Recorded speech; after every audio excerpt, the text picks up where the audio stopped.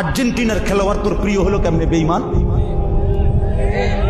এই মুসলমানের বাচ্চা বল বেটা, এখন দাঁড়ায় বল বেটা, কোন কাফের বেঈমান, কোন খ্রিস্টানের বাচ্চা, কোন ইহুদি, তুই মুসলমানের ঘরে জন্ম নিয়া তোর রক্তে মুসলমান মার রক্ত, তুই কেমনে ওই বেঈমানের মতো সাজবি? এই বেহায়া বল বেহায়া, তোদের যাদের চুলের কুম বল বেটা, এখন দাঁড়া।